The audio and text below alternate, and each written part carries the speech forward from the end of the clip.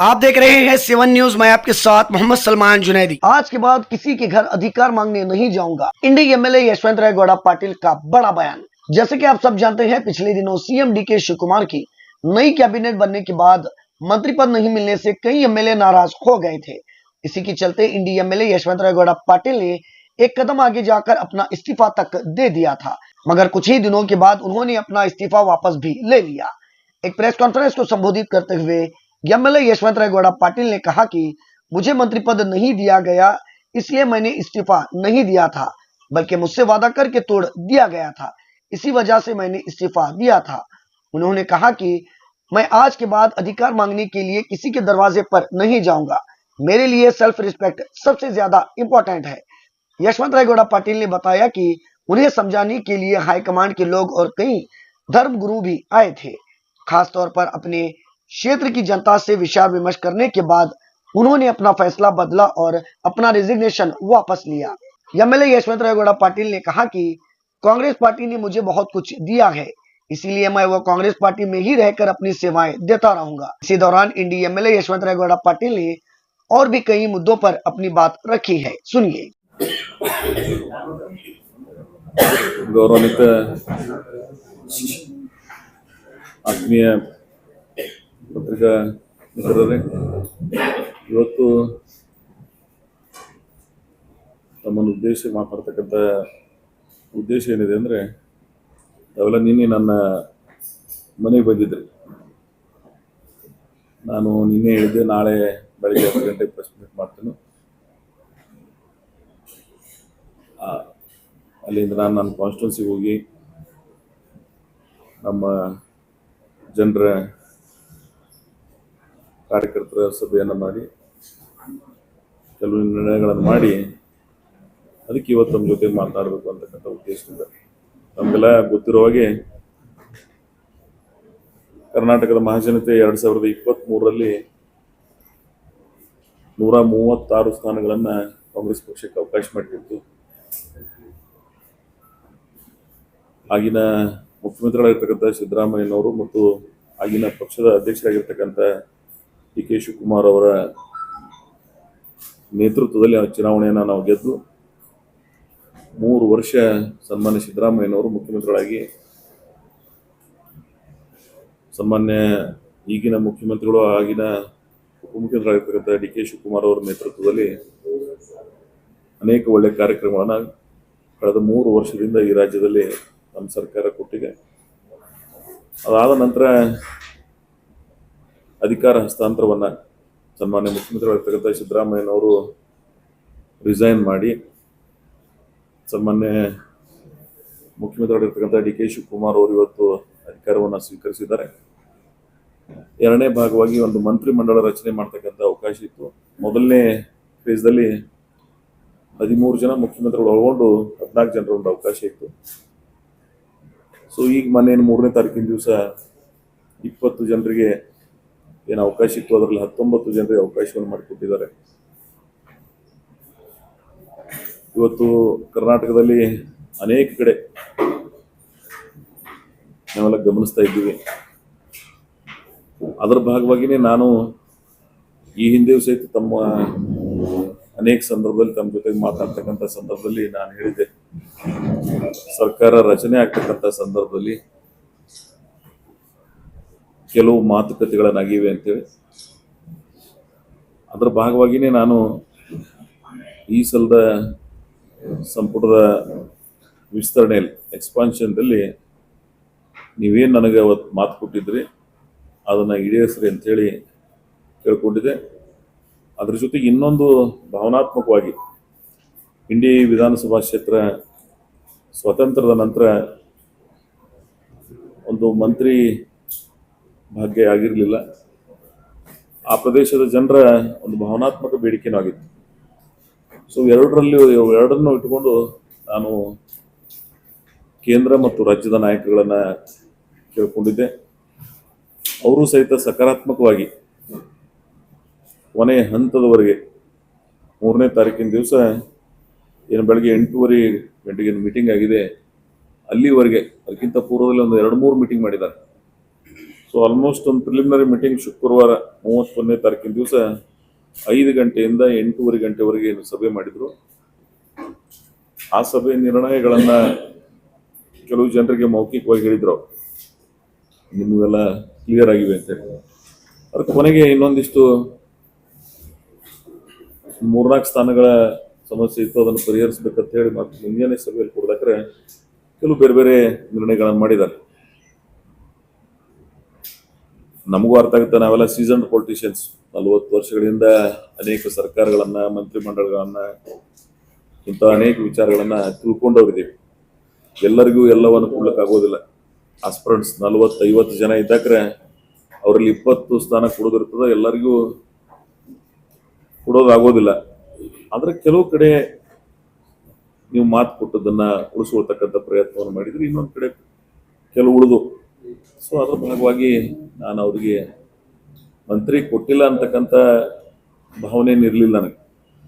ಆದ್ರೆ ಅವರು ನನಗೆ ಮಾತು ಕೊಟ್ಟು ಕೊನೆ ಹಂತದವರೆಗೆ ಮಾಡಿ ಲಾಸ್ಟಕ್ಕೆ ಡ್ರಾಪ್ ಮಾಡಿದ್ರು, ಅದು ನನಗೆ ಹರ್ಟ್ ಆಗಿ ನಾನು ಅವತ್ತು 3ನೇ ತಾರೀಕಿನ ದಿವಸ ಬೆಂಗಳೂರಿನ ವಿಧಾನಸಭಾ ಏನು ಉಪಾಧ್ಯಕ್ಷರು, ಯಾಕಂದ್ರೆ ಅಧ್ಯಕ್ಷರು ರಿಸೈನ್ ಮಾಡಿದ್ರು ಮೊದಲನೇ ಮಂತ್ರಿಮಂಡಲದಲ್ಲಿ, ಯುಟಿ ಖಾದರ್ ಅವರು ಅಧಿಕಾರ ವಹಿಸಿಕೊಂಡ ನಂತರ ರುದ್ರಪ್ಪ ಲಮಾಣಿ ಅವರು ಸನ್ಮಾನ್ಯ ಉಪಾಧ್ಯಕ್ಷರು ಆ ಅಧಿಕಾರದಲ್ಲಿದ್ದರು.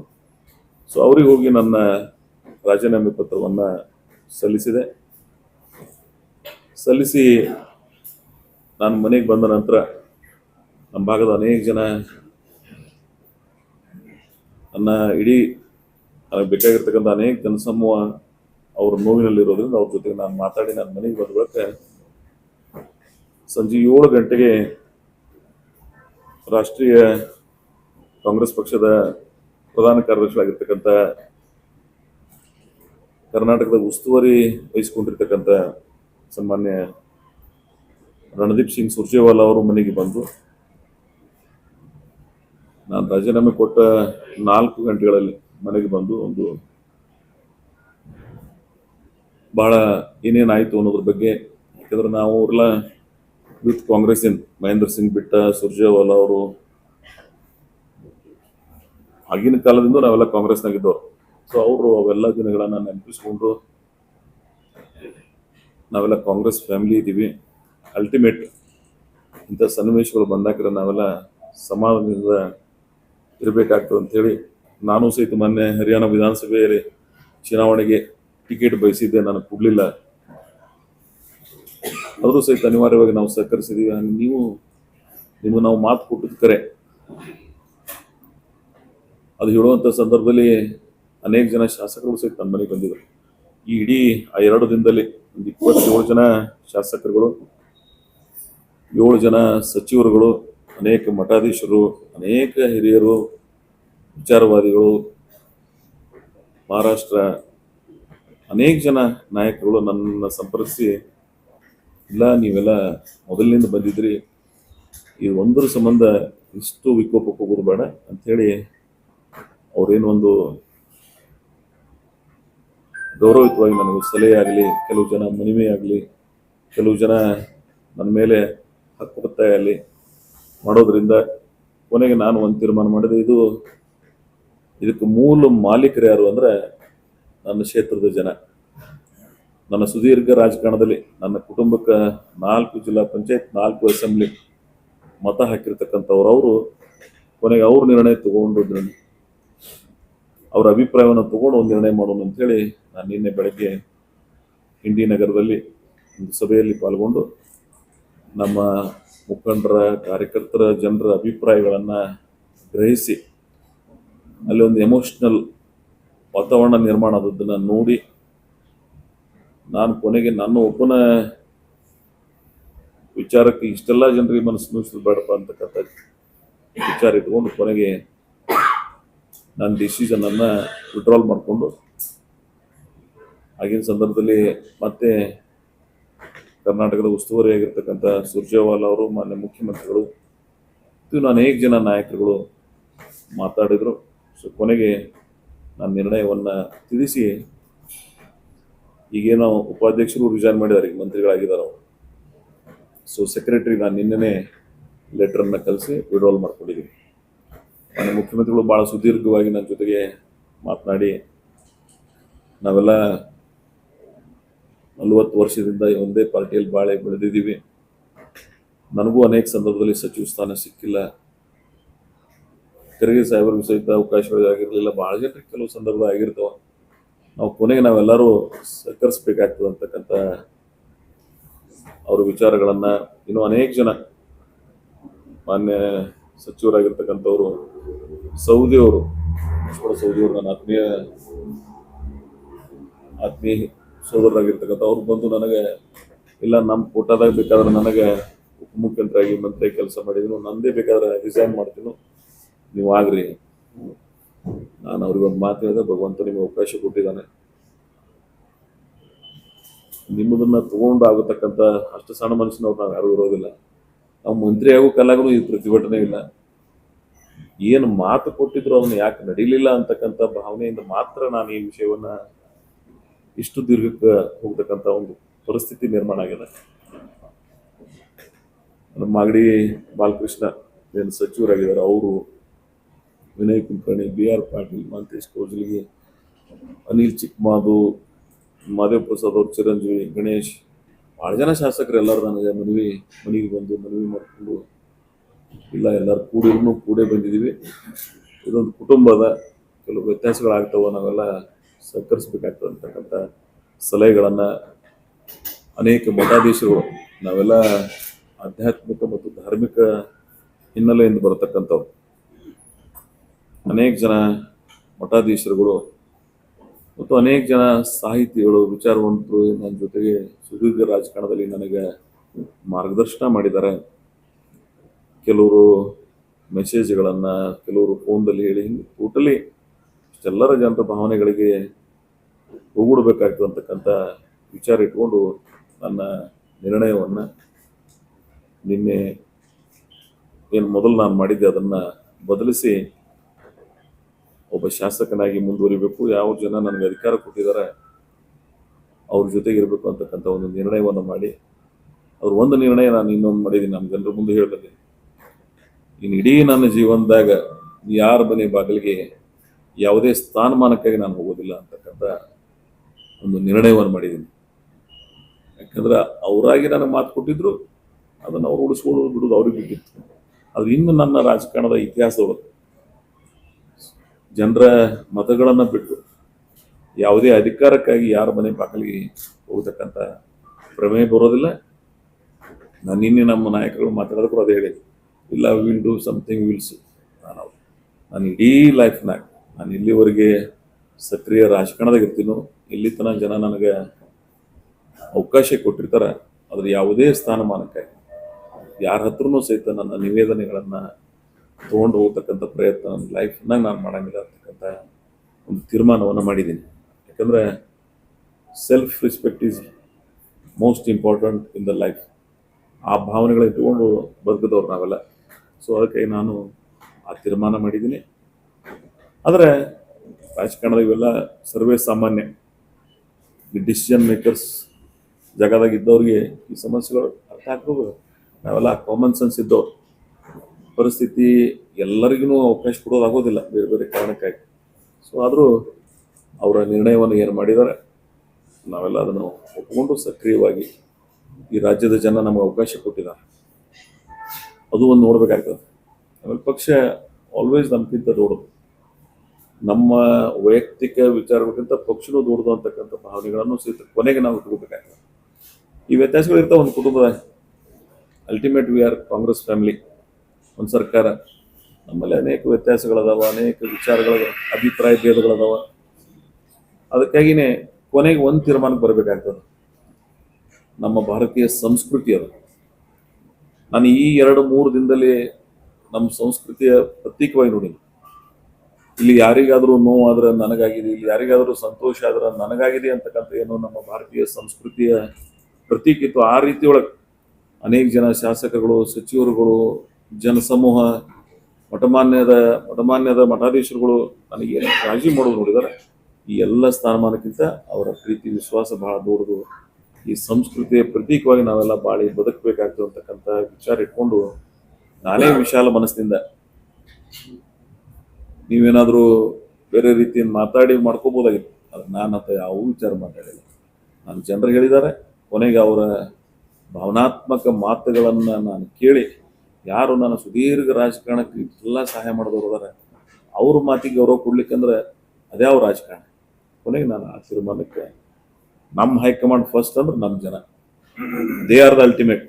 ಸಾರ್ವಜನಿಕ ಜೀವನ ಇರ್ತಕ್ಕಂಥ ಚುನಾಯಿತ ಪ್ರತಿನಿಧಿಗಳಿಗೆ ಇಲ್ಲಿ ಬಂದು ಮುಟ್ಟಿರ್ತೀವಂದ್ರೆ ಇದರ ಮೂಲ ಆಧಾರ ಸ್ತಂಭ ಅವರು.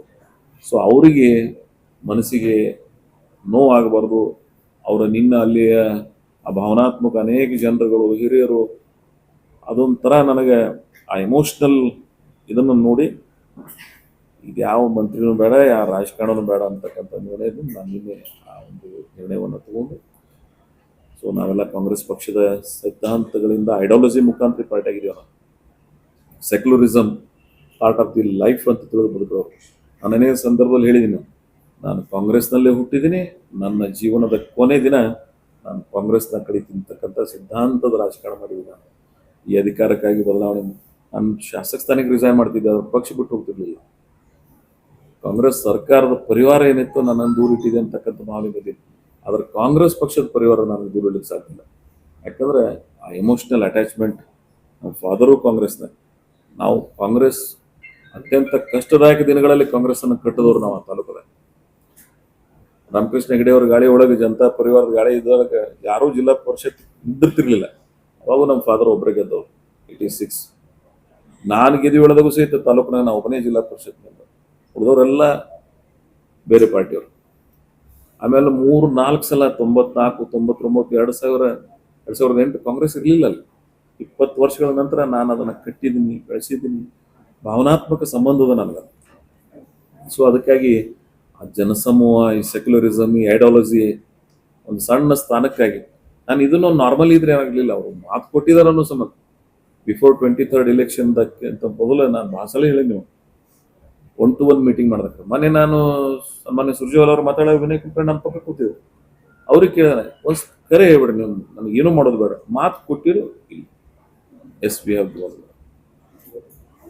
ಅದಕ್ಕಾಗಿ ನಾವು ನಿಮ್ಗೆ ವಿಡ್ರಾ ಮಾಡ್ಕೊತ ಹೇಳ್ಕೋ ಹಕ್ಕಿಲ್ಲ. ಪ್ಲೀಸ್ ರೀಕನ್ಸಿಡರ್ ಯುವರ್ ಡಿಸಿಷನ್ ಅಂತ ಹೇಳಿ ಬಂದಿನ ನಮ್ಮ ಸುರ್ಜೇವಾಲ ಅವರು. Yes, you have that rights. ಯಾಕಂದ್ರೆ ನಾವೆಲ್ಲ ಫ್ಯಾಮಿಲಿ ಇದ್ದೀವಿ, ಒಪ್ಕೋಬೇಕಾಗ್ತದೆ. ಯಾಕಂದ್ರೆ ಕೆಲವು ಅವರು ನನಗೆ ಸರ್ಕಮ್ಟನ್ಸ್ ಬಗ್ಗೆ ಹೇಳಿ, ಏನಾಯ್ತು ಏನಾಗಲಿಲ್ಲ, ಅವ್ರು ಬಂದು ನನಗೆ ವಿವರಣೆ ಕೊಟ್ಬಿಡಕ್ಕೆ ಸ್ವಲ್ಪ ಮಟ್ಟಿಗೆ ಸಮಾಧಾನ ಆಯ್ತು. ಯಾಕಂತ ಕೇಳಿದ್ರೆ ಪರಿಸ್ಥಿತಿಗಳನ್ನು ಏನಾಯಿತು, ಏನಾಗಬೇಕಾಗಿತ್ತು, ಸನ್ನಿವೇಶಗಳನ್ನು ಅನೇಕ ಜನ ಹಿರಿಯರಿಗೆ ಅವಕಾಶ ಆಗಿರಲಿಲ್ಲ. ಇವತ್ತು ಆರ್ ವಿ ದೇಶಪಾಂಡೆ ಅವರಾಗಿರ್ಬೋದು, ಎಚ್ ಕೆ ಪಾಟೀಲ್ ಅಂತವರಾಗಿರ್ಬೋದು, ಯುವ ನಾಯಕತ್ವದಾಗ ಅನೇಕ ಹಿರಿಯರು, ಅನೇಕ ಯೋಗಿತಾವಂದರು, ಶರತ್ ಬಚ್ಚೇಗೌಡರು ಅಂತವ್ರಿಗೆ ಆಗಲಿಲ್ಲ. ಯುವ ಉತ್ಸಾಹಿಗಳು ಇನ್ನೂ ಬಹಳ ಜನ ವಿಮುಖರಾಗಿದ್ದಾರೆ. ಆದ್ರೆ ನಂದು ಒಂದು ರಿಕ್ವೆಸ್ಟ್ ಅದ ನಮ್ಮ ಪಕ್ಷದ ನಾಯಕರಿಗೆ, ಈ 2 ತಿಂಗಳ ಏನು ನೀವು ಪ್ರೊಲಾಂಗ್ ಮಾಡ್ತೀರಿ, ಆಗ್ಬೇಕಂತಕ್ಕಂಥ ಆ ತುಡಿತ ಏನು ಹೆಚ್ಚಿಗೆ ಆಗ್ತದೆ, ಕೊನೆಗೆ ನಿರಾಶೆ ಆಗ್ತದೆ. ಇವತ್ತು ನಾವೇನು ರಾಜ್ಯದಾಗ ನೋಡ್ತಾ ಇದ್ದೀವಿ, ಒಂದು ಡಿಸಿಷನ್ ಮಾಡಿಬಿಡೋದು. ಫಸ್ಟ್ ಟೈಮ್ ನೀವು ಮಾಡುವಾಗ 14 ಮಂದಿದ್ ಮಾಡಿದ್ರಿ, ಅವಾಗ ಒಂದು ವಾರದೊಳಗೆ ನೀವು 4 ದಿನದಾಗ ಇದನ್ನು ಮಾಡಿದ್ರಿ ಅಂದ್ರೆ ಈ ಪರಿಸ್ಥಿತಿ ಬರ್ತಿರ್ಲಿಲ್ಲ. ಯಾಕಂದ್ರೆ ನಾವು ಯಾರು ಸೀಸನ್ ಪೊಲಿಟಿಷಿಯನ್ಸ್, ಎಲ್ಲರಿಗೂ ಮಾಡ್ಲಿಕ್ಕೆ ಆಗೋದಿಲ್ಲ ಪಕ್ಷ. ನಾವೇ ಆ ಜಗತ್ತಿದ್ರೆ ಮಾಡ್ಲಿಕ್ಕಾಗುತ್ತೆ ಎಲ್ಲರಿಗೂ ಸಮ. ಸೊ ಆ ತಿಳುವಳಿಕೆ ಅದ, ಸಾಮಾನ್ಯ ಜ್ಞಾನ ಅದ ನಮ್ಗೆಲ್ಲರಿಗೆ.